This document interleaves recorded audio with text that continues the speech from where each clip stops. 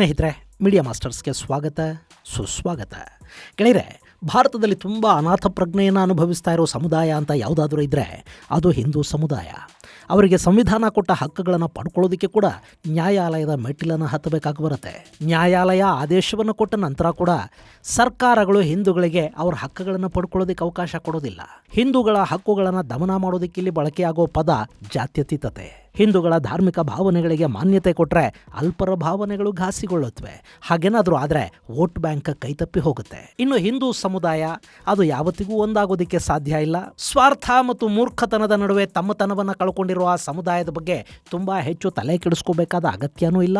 ಇದು ಇತ್ತೀಚೆಗೆ ರಾಜಕೀಯ ಪಕ್ಷಗಳು ಕಂಡುಕೊಂಡಿರುವ ಬಹುದೊಡ್ಡ ಸತ್ಯ. ಹೀಗಾಗಿ ಈ ದೇಶದ ಹಿಂದೂ ಸಮಾಜ ತಮ್ಮ ದೇವಸ್ಥಾನಗಳ ಮುಂದೊಂದು ದೀಪ ಹಚ್ಚೋದಕ್ಕೆ ಕೂಡ ನ್ಯಾಯಾಲಯದ ಮೆಟ್ಟಿಲಿರಬೇಕಾಗಿ ಬರ್ತಾ ಇದೆ. ಅವರದ್ದೇ ದೇವಾಲಯಗಳಿಗೆ ಹೋಗೋದಕ್ಕೆ ಯಾರದ್ದೂ ಅನುಮತಿಗಾಗಿ ಕಾಯಬೇಕಾಗ್ತಾ ಇದೆ. ಈಗ ಅಂಥದ್ದೇ ಘಟನೆ ಮತ್ತೆ ಮರುಕಳಿಸಿರೋದು ತಮಿಳುನಾಡಲ್ಲಿ. ಅಲ್ಲಿ ಮಧುರೈ ಹೈಕೋರ್ಟ್ ಕೊಟ್ಟಿರುವ ಆದೇಶವನ್ನು ಕೂಡ ಜಾರಿ ಮಾಡೋದಕ್ಕೆ ಬಿಡದೆ ಹೈಕೋರ್ಟ್ ತೀರ್ಪಿನ ವಿರುದ್ಧ ಮೇಲ್ಮನವಿಯನ್ನು ಸಲ್ಲಿಸಿರೋ DMK ಸರ್ಕಾರ ಹಿಂದೂಗಳ ಕಾರ್ತೀಕ ದೀಪದ ಆಚರಣೆಯ ಹಕ್ಕನ್ನು ಕಿತ್ಕೊಂಡಿದೆ. ದೀಪ ಹಚ್ಚೋದಕ್ಕೆ ಬಂದವರ ಮೇಲೆ ನಿರ್ದಾಕ್ಷಿಣ್ಯವಾಗಿ ಅಲ್ಲಿನ ಖಾಕಿಗಳಿಂದ ಲಾಠಿ ಸೇವೆ ಮಾಡಿಸಿದೆ. ಹಾಗಾದರೆ ಏನಾಗ್ತಾ ಇದೆ ತಮಿಳುನಾಡಲ್ಲಿ? ದ್ರಾವಿಡ ರಾಜ್ಯದ ಆ ಕ್ಷೇತ್ರ ದಕ್ಷಿಣದ ಅಯೋಧ್ಯೆಯಾಗಿ ಬದಲಾಗುತ್ತಾ? ದಕ್ಷಿಣದಲ್ಲಿ ಹಿಂದೂ ಜಾಗೃತಿಗೆ ಅದು ವೇದಿಕೆ ಆಗುತ್ತಾ? ಬನ್ನಿ ನೋಡೋಣ. ಗೆಳೆಯರೆ, ತಮಿಳುನಾಡಿನ ತಿರುಪ್ಪರನ್ ಕುಂದ್ರಂ ಈಗ ವಿವಾದದ ಕೇಂದ್ರ ಬಿಂದು ಆಗ್ತಾ ಇದೆ. ಅಲ್ಲಿನ ಬೆಟ್ಟದ ಮೇಲೆ ಕಾರ್ತೀಕ ದೀಪವನ್ನು ಹಚ್ಚೋ ಬಗ್ಗೆ ಮಧುರೈ ಹೈಕೋರ್ಟ್ನ ಮೆಟ್ಟಿಲೇರಿದ್ದ ಪ್ರಕರಣದಲ್ಲಿ ಜಸ್ಟಿಸ್ ಸ್ವಾಮಿನಾಥನ್ ಅವರ ಪೀಠ ಒಂದು ಮಹತ್ವದ ಆದೇಶವನ್ನು ಕೊಡ್ತು. ತಿರುಪರನ್ ಕುಂದ್ರಂ ಬೆಟ್ಟದ ಮೇಲೆ ಕಾರ್ತೀಕ ದೀಪ ಹಚ್ಚೋದಕ್ಕೆ ಯಾವ ಸಮಸ್ಯೆನೂ ಇಲ್ಲ. ಅಲ್ಲಿರೋ ಕಲ್ಲಿನ ಕಂಬದ ಮೇಲೆ ದೀಪ ಹಚ್ಚೋದಕ್ಕೆ ಸರ್ಕಾರ CISFನ ಪ್ರೊಟೆಕ್ಷನ್ ಅನ್ನು ಕೊಡಬೇಕು ಅಂತ ನ್ಯಾಯಪೀಠ ಹೇಳ್ತು. ಆದರೆ ಇಲ್ಲಿ ದೀಪ ಹಚ್ಚೋದಕ್ಕೆ ಬೇರೆ ಯಾರೂ ಅಲ್ಲ, ಅಲ್ಲಿನ ತಮಿಳುನಾಡು ಸರ್ಕಾರವೇ ತೊಂದರೆ ಕೊಡ್ತಾ ಇತ್ತು. ಹೀಗಾಗಿ ಹೈಕೋರ್ಟ್ ಆದೇಶದ ಪಾಲನೆ ಅಲ್ಲಿ ಆಗಲಿಲ್ಲ. ಅಲ್ಲ, ಒಂದು ದೀಪ ಹಚ್ಚೋದಕ್ಕೆ ನ್ಯಾಯಾಲಯದ ಮೆಟ್ಟಿಲು ಹತ್ತಬೇಕಾ? ಇನ್ನು ಕಾರ್ತೀಕ ದೀಪ ಅನ್ನೋದು ವರ್ಷಕ್ಕೊಮ್ಮೆ ಮಾಡೋ ಆಚರಣೆ, ಅದಕ್ಕೆ ಕೂಡ ಪ್ರೊಟೆಕ್ಷನನ್ನು ಕೇಳಬೇಕಾ? ಇಲ್ಲಿ ಯಾಕೆ ಹೀಗೆ ಅನ್ನೋದು ನಮಗೆ ಅರ್ಥ ಆಗಬೇಕು ಅಂದರೆ ಈ ತಿರುಪರನ್ ಕುಂದ್ರಂ ಬಗ್ಗೆ ನಾವು ಸ್ವಲ್ಪ ತಿಳ್ಕೋಬೇಕು. ಗೆಳೆಯರೆ, ತಮಿಳುನಾಡಲ್ಲಿರೋ ಮುರುಗನ 6 ಪ್ರಮುಖ ಆಲಯಗಳ ಪೈಕಿ ಈ ತಿರುಪರನ್ ಕುಂದ್ರಂ ಕೂಡ ಒಂದು. ಹಾಗೆ ಅಲ್ಲೊಂದು ಕಾಶಿ ವಿಶ್ವೇಶ್ವರನ ಮಂದಿರ ಕೂಡ ಇದೆ.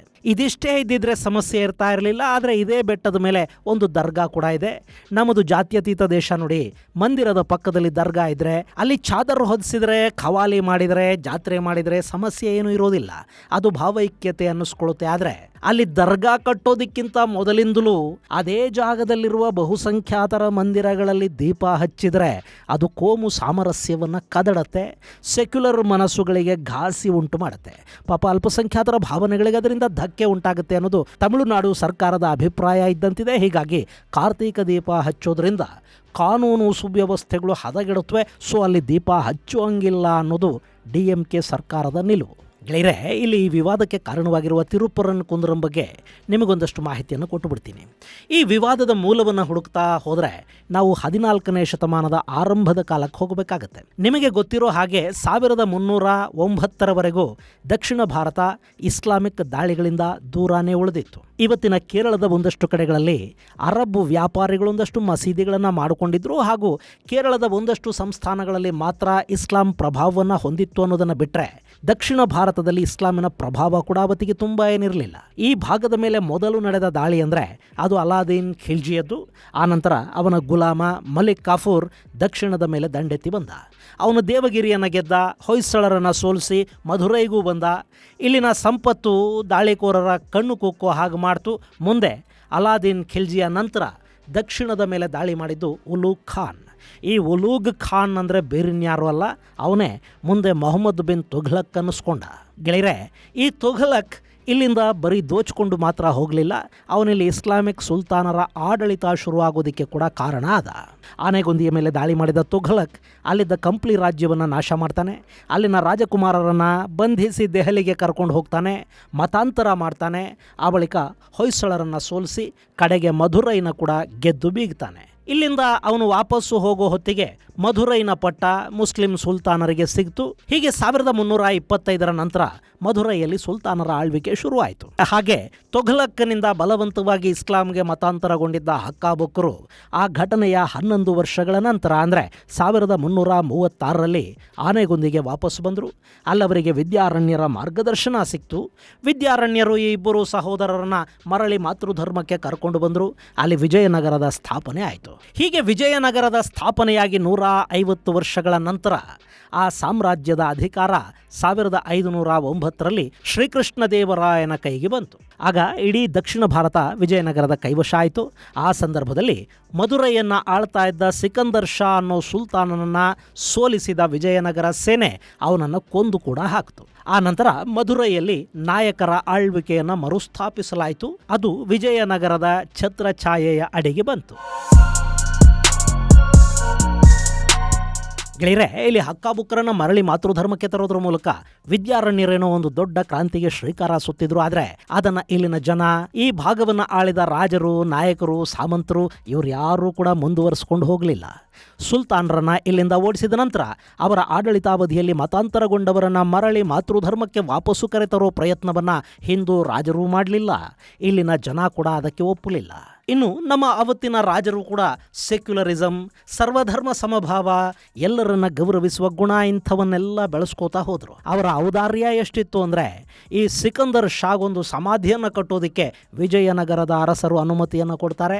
ಮುಂದೊಂದು ದಿನ ಅದೇ ಸಮಾಧಿ ಈ ಭಾಗದಲ್ಲಿ ಹಿಂದೂ ಮುಸ್ಲಿಮರ ನಡುವೆ ದೊಡ್ಡ ಜಗಳಗಳಿಗೆ ಕಾರಣ ಆಗುತ್ತೆ ಅನ್ನೋದು ಪಾಪ ಅವತ್ತಿಗೆ ಅವರಿಗಾದರೂ ಹೇಗೆ ಗೊತ್ತಾಗೋದಕ್ಕೆ ಸಾಧ್ಯ? ಹಾಗವತ್ತು ಸುಲ್ತಾನ್ ಸಿಕಂದರ್ ಶಾನ ಸಮಾಧಿ ನಿರ್ಮಾಣ ಆಗಿದ್ದು ಇದೇ ತಿರುಪ್ಪರನ್ ಕುಂದ್ರಂ ಬೆಟ್ಟದ ಮೇಲೆ. ಗೆಳೆಯರೆ, ಅದನ್ನು ಮೂರ್ಖತನ ಅನ್ನಬೇಕಾ, ಅವಿವೇಕ ಅನ್ನಬೇಕಾ, ಅಥವಾ ಅತಿ ಒಳ್ಳೆಯತನ ಅನ್ನಬೇಕಾ ಗೊತ್ತಿಲ್ಲ. ಕಾಶಿ ವಿಶ್ವನಾಥನ ಮಂದಿರ ಇದ್ದ ಬೆಟ್ಟದ ಮೇಲೆ ಸಿಕಂದರ್ ಶಾನ ಸಮಾಧಿ ಕಟ್ಟೋದಕ್ಕೆ ಅನುಮತಿಯನ್ನು ಅವತ್ತಿನ ರಾಜರು ಕೊಟ್ಟರು. ಕಾಲಕ್ರಮೇಣ ಆ ಸಮಾಧಿ ದರ್ಗಾ ಆಗಿ ಬದಲಾಯಿತು. ಅದರ ವಿಸ್ತಾರ ಹೆಚ್ಚಾಗ್ತಲೇ ಹೋಯಿತು. ಕೆಲ ಶತಮಾನಗಳ ನಂತರ ಆ ದರ್ಗಾದ ಉಸ್ತುವಾರಿ ಮೈಸೂರಿನ ನವಾಬನಾಗಿದ್ದ ಹೈದರಾಲಿಯ ಹಿಡಿತಕ್ಕೆ ಸಿಕ್ತು. ಅವನ ಆಡಳಿತಾವಧಿಯಲ್ಲಿ ಅದು ಮತ್ತಷ್ಟು ದೊಡ್ಡದಾಗಿ ಬೆಳೀತು. ಆ ಬಳಿಕ ಬ್ರಿಟಿಷರು ಇದನ್ನು ತಮ್ಮ ವಶಕ್ಕೆ ತಗೊಂಡ್ರು. ಅವರು ಮುಸ್ಲಿಮರನ್ನು ಓಲೈಸಬೇಕಿತ್ತು. ಆ ಕಾರಣದಿಂದ ಬೆಟ್ಟದ ಮೇಲಿನ ಒಂದಷ್ಟು ಸ್ಥಳವನ್ನು ದರ್ಗಾಕ್ಕೆ ಬಿಟ್ಟುಕೊಟ್ರು. ಇನ್ನು ಈಗ ಆ ಬೆಟ್ಟ ಹೇಗಿದೆ ಅಂದರೆ, ಬೆಟ್ಟದ ಬುಡದಲ್ಲಿ ಮುರುಗನ ದೇವಾಲಯ, ಬೆಟ್ಟದ ಬಂಡೆಗಳ ನಡುವೆ ಜೈನರ ಗುಹೆಗಳು, ಬೆಟ್ಟದ ಮೇಲೆ ಒಂದು ಕಡೆ ಕಾಶಿ ವಿಶ್ವನಾಥನ ಮಂದಿರ, ಮಧ್ಯದಲ್ಲಿ ಸಿಕಂದರ್ ಶಾನ ದರ್ಗಾ ಇದೆ. ಇನ್ನು ಇಲ್ಲಿನ ಮುರುಗನ ಆಲಯದ ಬಗ್ಗೆ ಕೂಡ ನಿಮಗೊಂದು ಸ್ವಲ್ಪ ಮಾಹಿತಿಯನ್ನು ಕೊಡಲೇಬೇಕು. ಗೆಳೆಯರೆ, ತಮಿಳುನಾಡಲ್ಲಿರೋ 6 ಅತ್ಯಂತ ಪ್ರಮುಖ ಮುರುಘಾ ಮಂದಿರಗಳ ಪೈಕಿ ಈ ತಿರುಪರನ್ ಕುಂದ್ರಂನಲ್ಲಿನ ಮಂದಿರ ಕೂಡ ಒಂದು ಅಂತ ಗುರುತಿಸ್ಕೊಳ್ಳುತ್ತೆ. ಹೇಗೆ ನಮ್ಮ ಕುಕ್ಕೆ ಸುಬ್ರಹ್ಮಣ್ಯದಲ್ಲಿ ಸುಬ್ರಹ್ಮಣ್ಯ ಅಂದ್ರೆ ಮುರುಘಾ ಸುರಪದ್ಮನನ್ನ ಕೊಂದು ಆ ಬಳಿಕ ಇಂದ್ರನ ಮಗಳಾದ ದೇವಯಾನಿಯನ್ನ ಮದುವೆಯಾದ ಅನ್ನೋ ಸ್ಥಳ ಪುರಾಣ ಇದೆಯೋ, ಅದೇ ಥರದ ಸ್ಥಳ ಪುರಾಣ ಈ ತಿರುಪರನ್ ಕುಂದ್ರಮಲ್ಲಿ ಕೂಡ ಕೇಳಿಬರುತ್ತೆ. ಹಾಗೆಯೇ ಇಲ್ಲಿ ಶಿವನನ್ನು ಮುರುಘಾ ಆರಾಧಿಸಿದ ಅಂತ ಕೂಡ ಹೇಳ್ತಾರೆ.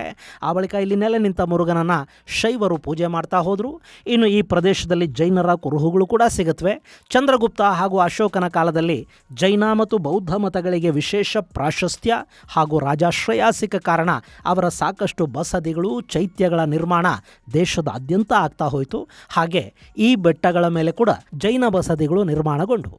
ಇಲ್ಲಿ ಜೈನರಿಗೆ ಸೇರಿದ ಶಾಸನಗಳು ಕೂಡ ಸಿಕ್ಕಿವೆ. ಇನ್ನು ಬೆಟ್ಟದ ಬುಡದಲ್ಲಿದ್ದ ಮುರುಗನ ದೇವಾಲಯಕ್ಕೆ ದೊಡ್ಡ ಪ್ರಮಾಣದಲ್ಲಿ ಬದಲಾವಣೆಯನ್ನು ಕೊಟ್ಟಿದ್ದು 6ನೇ ಶತಮಾನದಲ್ಲಿ. ಆನಂತರ 8ನೇ ಶತಮಾನದಲ್ಲಿ ಈ ದೇವಾಲಯವನ್ನು ಮರುನಿರ್ಮಾಣ ಮಾಡಲಾಯಿತು. ಅದಾದ ಬಳಿಕ ಮಧುರೈ ನಾಯಕರ ಕಾಲದಲ್ಲಿ ದೇವಾಲಯ ಮತ್ತಷ್ಟು ಜೀರ್ಣೋದ್ಧಾರಗೊಳ್ತು. ಸೊ ಈ ದೇವಾಲಯದ ಇತಿಹಾಸವನ್ನು ನಾವು 6ನೇ ಶತಮಾನದಿಂದ ಅಂತ ತಗೊಂಡ್ರೂ ಕೂಡ ಇಸ್ಲಾಂ ಅನ್ನೋದು ಹುಟ್ಟೋದಿಕ್ಕೂ ಮೊದಲೇ ಇಲ್ಲಿ ಮುರುಗನ ದೇವಾಲಯ ಇತ್ತು ಮತ್ತು ಹಿಂದೂಗಳು ಇಲ್ಲಿ ದೀಪೋತ್ಸವವನ್ನು ನಡೆಸ್ಕೊಳ್ತಾ ಬರ್ತಾ ಇದ್ರು ಅನ್ನೋದನ್ನ ನಾವು ಗಮನಿಸಬೇಕಾಗತ್ತೆ. ಇನ್ನು 2025ರಲ್ಲಿ ತಿರುಪರನ್ ಕುಂದ್ರಂ ಅಂತ ಕರೆಯಲಾಗುವ ಈ ಬೆಟ್ಟಕ್ಕೆ ಮರುನಾಮಕರಣ ಮಾಡಿ ಇದನ್ನು ಸಿಕಂದರ್ ಶಾ ಹಿಲ್ಸ್ ಅಂತ ಕರಿಬೇಕು ಅನ್ನೋ ಬೇಡಿಕೆಯೊಂದನ್ನು ಮುಸ್ಲಿಮರು ಇಟ್ಟರು. ರಾಮನಾಥಪುರಂನ ಸಂಸದ ನವಾಜ್ ಖಾನಿ ಕೂಡ ಇದಕ್ಕೆ ದನಿಗೂಡಿಸ್ದ. ಹೀಗಾಗಿ ಇದು ದೊಡ್ಡ ವಿವಾದವನ್ನು ಸೃಷ್ಟಿಸಿತು. ಮುರುಗನ ಬೆಟ್ಟವನ್ನು ಸಿಕಂದರ್ ಶಾ ಬೆಟ್ಟ ಅಂತ ಹೇಗೆ ಕರೆಯೋದು? ಸಿಕಂದರ್ ಶಾನ ಸಮಾಧಿ ಬರೋದಕ್ಕೂ ಸಾವಿರಾರು ವರ್ಷಗಳ ಮೊದಲೇ ಇಲ್ಲಿ ಮುರುಗನಿಗೆ ಪೂಜೆ ಆಗ್ತಾ ಇತ್ತು. ಹಾಗೆಯೇ ಬೆಟ್ಟದ ಮೇಲೆ ಜೈನರಿಗೆ ಸಂಬಂಧಪಟ್ಟ ಶಾಸನಗಳು ಸಿಕ್ಕಿದ್ವು, ಅವರ ಬಸದಿಗಳಿವೆ, ಜೊತೆಗೆ ಕಾಶಿ ವಿಶ್ವನಾಥನ ಮಂದಿರ ಕೂಡ ಅಲ್ಲಿದೆ. ಹೀಗಿರುವಾಗ ಈ ಬೆಟ್ಟವನ್ನು ಸಿಕಂದರ್ ಶಾನ ಹೆಸರಲ್ಲಿ ಕರೆಯೋದಾದರೂ ಹೇಗೆ? ಸೊ ಅದಕ್ಕೆ ಸಾಕಷ್ಟು ವಿರೋಧಗಳು ವ್ಯಕ್ತ ಆದವು. ಈ ಗಲಾಟೆಯನ್ನೇ ಮುಂದಿಟ್ಕೊಂಡು ಈಗಲೂ ಕೂಡ ಕಾರ್ತೀಕ ದೀಪವನ್ನು ಹಚ್ಚೋದಕ್ಕೆ ಅಲ್ಲಿನ ಸರ್ಕಾರ ಬಿಡ್ತಾ ಇಲ್ಲ ಅನ್ನೋದು ಬಿಜೆಪಿ ಮಾಡ್ತಾ ಇರೋ ಆರೋಪ. ಇನ್ನು ಈ ವಿವಾದ ನ್ಯಾಯಾಲಯದ ಮೆಟ್ಟಿಲು ಹತ್ತಿ ಹೈಕೋರ್ಟ್ನ ಪೀಠ ಅಲ್ಲಿ ದೀಪ ಹಚ್ಚೋದಕ್ಕೆ ಅನುಮತಿಯನ್ನು ಕೊಟ್ಟು ದೀಪ ಹಚ್ಚುವವರಿಗೆ ಭದ್ರತೆಯನ್ನು ಒದಗಿಸಿಕೊಡಿ ಅಂತ ಸರ್ಕಾರಕ್ಕೆ ಆದೇಶ ಮಾಡಿದ ನಂತರವೂ ಕೂಡ ಕಾರ್ತೀಕ ದೀಪೋತ್ಸವಕ್ಕೆ ಅಲ್ಲಿನ ಸರ್ಕಾರ ಅನುಮತಿಯನ್ನು ಕೊಡ್ತಾ ಇಲ್ಲ ಅಂದರೆ ಅವರು ನ್ಯಾಯಾಲಯಗಳ ತೀರ್ಪನ್ನು, ಈ ದೇಶದ ಸಂವಿಧಾನವನ್ನು ಅದಿನ್ಯಾವ ಮಟ್ಟಕ್ಕೆ ಗೌರವಿಸ್ತಾ ಇದ್ದಾರೆ ಅನ್ನೋದನ್ನು ನಾವು ಅರ್ಥ ಮಾಡ್ಕೋಬೇಕಾಗತ್ತೆ. ಇಲ್ಲಿ ವೋಟ್ ಬ್ಯಾಂಕನ್ನು ಉಳಿಸ್ಕೊಳ್ಳೋದಕ್ಕೆ, ಯಾರನ್ನೋ ಓಲೈಸೋದಕ್ಕೆ, ಮತ್ಯಾರನ್ನೋ ತುಷ್ಟೀಕರಿಸೋದಕ್ಕೆ ಈ ದೇಶದ ಬಹುಸಂಖ್ಯಾತರ ಧಾರ್ಮಿಕ ಹಕ್ಕುಗಳನ್ನು ಕಿತ್ಕೊಳ್ಳೋದಿದೆ ನೋಡಿ, ಇದು ನಿಜಕ್ಕೂ ದುರಂತಾನೆ. ಇದು ಗೆಳೆಯರೆ ತಮಿಳುನಾಡಿನ ಮುರುಘಾ ದೇವಾಲಯದಲ್ಲಿ ದೀಪ ಹಚ್ಚೋ ವಿಷಯದಲ್ಲಿ ಶುರುವಾಗಿರುವ ವಿವಾದಕ್ಕೆ ಸಂಬಂಧಪಟ್ಟ ಒಂದಷ್ಟು ಮಾಹಿತಿ. ಮುಂದಿನ ಸಂಚಿಕೆಯಲ್ಲಿ ಮತ್ತಷ್ಟು ವಿಶೇಷಗಳ ಜೊತೆ ಮತ್ತೆ ಭೇಟಿಯಾಗೋಣ. ಅಲ್ಲಿವರೆಗೆ ಜೈ ಹಿಂದ್, ಜೈ ಕರ್ನಾಟಕ.